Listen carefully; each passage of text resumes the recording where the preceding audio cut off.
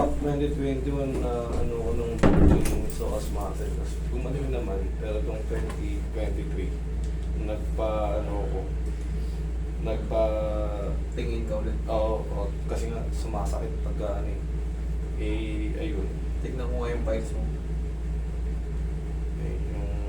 Ngayon, pinag-ano lang ako, nawawala yung mga parang oil dun sa nagdadry out sa gitna ng spine ko.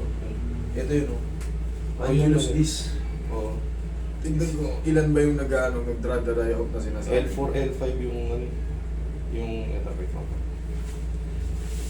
L4, L5 yung, ano, Tinamaan. Mm. Very common naman yan. Pag tumatanda nga daw, sabi ng doktor. Very common yan yung L4, L5. Yan ang talagang madalas na pupuwersa. Okay. Kaka-basketball, nakaraan kasi nung 9, kapaschedule na sana kayo, sabi 17, 18, 19. Tapos ito, pagka lagi rin masakit yung tuhod ko. No, parang... Idol, kaya alam mo kung bakit. Yung ganito dapat mag-ano na kayo. Kumbaga maging curious ka na kung ano to. Ang dami na. Ang nangyayari kasi dyan, tulad yan, nagbabasketball ka pa.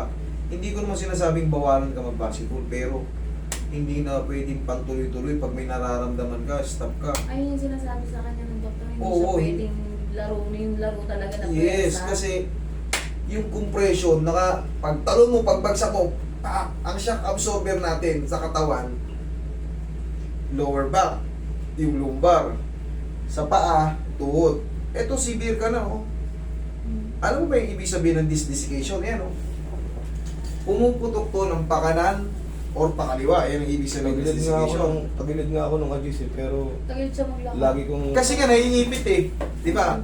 Pag, di ba, nakaganyan ka. Ngayon- Pag iginanon mo, masakit. Ngayon ay pain, pero kagaya ng tinuturo mo, pati yung mga Makakabawas yun, idol. Maniwala kayo. Di Diba? ba? Ganun-ganun na ano. Meron ka kasing idol na, Sa'yo, bawal ka bilangin mo to disc protrusion sa L4, L5, L5S1. Tama? These valves causing takeouts ng indentation and severe bilateral neural canal narrowing L4, L5. Talaga na buruan L4, L4. Ay, ito hindi mo. Maraming issues mo. Idol, itigil mo lang muna yun, oh. Kung gusto mo, namimiss mo yung court, kung gusto mo papakawis. Shooting lang. Yun din sinabi sa kanya ng doktor eh. Tama naman talaga. Although intense. Tama naman talaga. Kasi nga, huwag intense. Pagpustahan. Tignan mo. Ako, hindi nyo pa sinabi yan bago ko sabihin. Hindi pa sinabi yung kay doktor. Eh, yun naman talaga ang tama dyan, idol. Mapipirat dyan.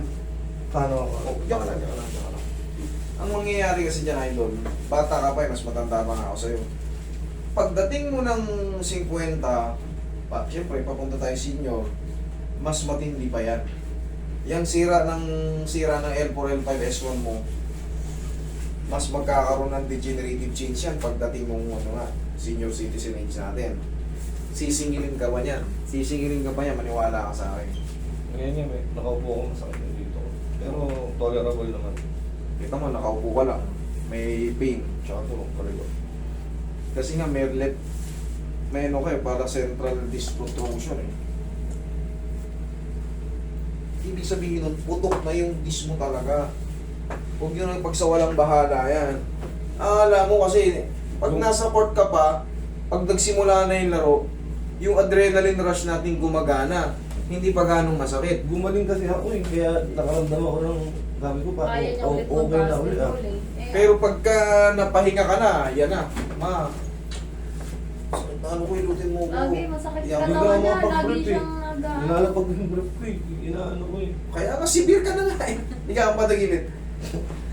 Pag matigas ulo mo, pag nilaro mo pa rin to. Tapos pag ito, gumagaling-galing na naman, parang kaya na naman. Makulit yung makulit siya eh. Hindi, bata ka pa kasi. Kaya, tsaka gangster ka, kaya kaya mo. Pero pag nalumpo ka na, pagka nakaranas ka na ng yung, aabutin mo yung medyas mo, kaya bibrip ka, Dumating na ako dun, Pastor. dumating ka na, ba't ang tigas pa ng ulo mo? Hindi ko mapinta. Kaya patagilid. Pag nakaranas ka na ng ganyan, magpapatulong ka na. Paano kung wala kang asawa, mama mo yung... Siyempre, mahiya na tayo, ganito tayo kalaki. Ilang beses na ako. Nagagano, para kang tanga no? Hindi lang 7 beses. Magme-medyas ka, hindi mo maabot, magbibrief ka. Para kang uhod na gusto isusut-sut mo yung paa mo sa ano. Marami nang pumunta niyan dito, kaya Hindi nga. lang 7 beses na ako nagkaganon. Tingnan mo, dalawa na kami ng doktor nagsasabi sa'yo na Nare-recover. wala munang ano. Bawal nga daw. Bawal muna yan kahit nga yung simpleng pagmumotor. Sabi ko pwede magmotor kaso pag alam nyo lubak-lubak, maghinay-hinay kayo kasi nga sira na yung disc nyo. Hindi pa ba sapat yung nabasa mo, severe? Ano ibig sabihin ng severe? Malala. Oo, dapa. Kailangan maintindihan yan. I-type nyo yan sa ano, para may personal knowledge kayo, yung mga nakalagay sa impression, i-type mo sa YouTube or sa Google, what is severe neural foraminal canal stenosis? What is disc protrusion? What is disc desiccation? Yung ano yung basta, yung ano yung nakalagay ron. Ngayon, makikita nyo yung anatomy niyan. Ngayon, papasok sa isip, ganun na pala yung nangyayari. Ganito pala yun. Kaya pala sinasabi ng doktor, huwag ako magtatatalon. Oo, ganito pala. At least, malaman nyo kung ano yung talagang nangyayari sa balakang nyo. Kasi pag nagmatigas kayo, sisingilin kayo nito ng todo. Habang umiidad tayo, sisingilin tayo niya ng todo. Okay? Huwag mo nang antayin, idol, na mag-wheelchair ka. Gangster ka sa naka-wheelchair ka. Mas baka hindi mo lalo matanggap. Okay? Yun ang... Kasi mas madidepress ka. Dati kaya ko yan eh. Ngayon nakakasan. Dati ganyan din ako maglakad eh. Hanggat kaya mo pa, magbawas ka na ng mga activity na nakaka-apekto. Kasi ako kahit hindi ako doktor, kita mo nagtutugma yung sinasabi namin. Darating ang panahon, sisingilin ka pa nito. Believe me, sa dami ko nang inandil nito. Hindi pa siya tumigil. Kung namimiss mo nga yung cord, pero yung Kaya sabi intense, sa kanya shooting lang siya ganun yun ang lang gawin lang. mo. Magpa-recover ka muna bago ka maglaro ng todo. Hindi yung may nararamdaman ka pa, sa upo nga lang, nakakaramdam ka na eh. Pag nilaro mo yan, talon ka ng talon, makakukompress yan. Tingnan nyo very simple.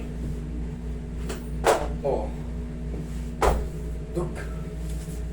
Nakakatag. Dito ko nga parang... Kaya L5, S1, tingnan mo kung saan naabot yan, Pag ganun yan. Kaya wala kayong... Huwag na kayong magtaka pag nakaramdam kayo ng mga ganun, mga pamamanhid-manhid. Ibig sabihin nun, may compression na talaga. Hindi na makadalo yung dugo. May impingement sa loob.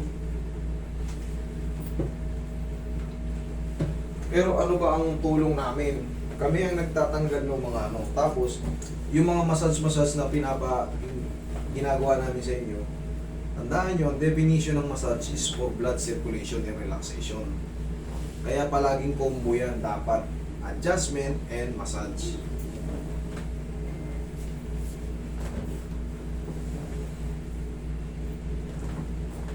Basa ka na, idol Nabutan kami dun sa may presinto, master eh. Bumalik nga lang ako eh. Ako yung nakasalubong mo kanina eh, binati kita good morning. Saan banda? Diyan, papunta ka pa lang dito. Okay, nakaano. Ako tol kami ganun. Ano to eh? Ba't umalis kayo? Eh, pang 16 kami, ang haba. Ang haba ng pila eh. Kumain pa Maaga daw. na kami pero pang number 16 pa kami. Gawa ka ng footage ng gano'n kahit maliit lang.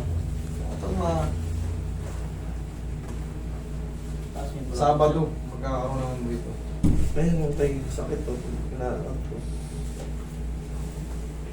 Normal yun kasi nga punit. Ano ba ibig sabihin ng na disc protrusion? Ibig sabihin, tirap na talaga yung mo tapos punit na yan. Ngayon makakaramdam ka talaga ng mga mild kirot dyan. Tapos, sa tulong ng mga ininom nating mga vitamins o yung sinasabi ng collagen, o inhale, exhale. Yan ang para magre-recover sa atin. Pag may sugat na yung gumagaling yan siya, dawating ganito, napirat, gumanyan, tapos nag-extend out. Gumagaling yan siya, pero never na yan naangat. Ganun na yan. Ngayon, yung nararamdaman mo, sir, yung nararamdaman mo parang, pero po naman may kutik-kutik lang, that is normal. Pero ang gagawin mo dyan, yung tinuturo ko para mas lalong bearable. Kasi kadalasan yan, pag pumayarsa ka, pag hindi maganda yung posisyon, iipit. ganunin mo. Never kang magiging severe. Parang kayang-kaya mo lang, may pain shot, nandyan lang, pero kayang-kaya mo. Eh, ikaw kasi, ang ginagawa mo, naka-recover ka ng kaunti. Laro tayo, tol! Yan na, paglaro mo. Ma, hindi nga ako matigil eh. O, ikaw na mismo nagsasabi, hindi ka matigil. Pag pinagpawisan kasi, mawawala naman. Pero pag... Akala mo lang yun, pero pagtapos mo, Pag uwi niya, ayun, masakit ulit yung mga ganun niya. kasi nga yung adrenaline rush gumagana. Pag nasa court pa tayo, pinawisan, okay. Takas natin eh. Pero subukan mong magpahinga na. Di ba? Paulit-ulit lang. Paulit-ulit lang yung kaso mo. Kasi kahit anong depend mo yan sa akin, kaya ko rin i-depend yan. Kasi yun at yun pa rin yun pa rin ang lalabas. Kailangan di na talaga siya maglaro ng... Yun nga, pag namimiss mo lang muna yung court, wala ka muna talagang idol, bata ka pa, magpahinog ka muna. Paagaling mo muna ng todo kasi sisingilin ka niyan. Okay, upo ka. Huwag mo ipilit. Pag hindi naman milyon ang kinikita mo dyan, malulumpo ka kasi dyan eh. Kala mo ba? Malulumpo kayo dyan, lahat na nakakaranas ng ganito. Pag nakabasa na kayo sa mga impression ng mga desiccation, protrusion, herniation, may lumpo po yan. Maniwala kayo sa akin. Katagalan, malulumpo kayo dyan. Pag namanhid na yung buong paa nyo, Maray na nga ako. hindi nyo na may tatapak. Ayan na nga. Basta, pinaliwanag na rin para sa ng doktor yan. Kinokontra mo rin. Wala tayong magawa. Basta yung tinuturo ko sa'yo, idol, makakatulong yun, di ba? Stretching mo. Tapos, ayan, haplusin mo ng sarili mong pagmamahal, pumili ka ng pau, kahit papaano, yung mga myospasm na sinasabi, pag ginanyan-ganyan mo yan, kahit papaano kakalma. Pero yung adjustment talaga ang pinakamahalaga, yung traction tsaka yung squeezing left and right, yan ang pinakamahalaga. Tapos, siyempre, yung mga massage na yan, dagdag na lang yan. Tapos, idol, kunyari may tropa ka o kapatid ka na lalaki, tayo, panoorin mo yung video natin, ganito, pagpaganito ka, tignan mo maigi, yan, parang niyakap mo na siya, daglag mo sa akin yung ulo mo. Yan. At pag ganyan ka, huwag masyadong malaking taktak ha, konti lang, tapos, sa umaga, ito, tayo, yung ginagawa natin. Himuko ka ng konti, yan, sige, 1, 2, yan lang, okay po. So, ibigay ng pao.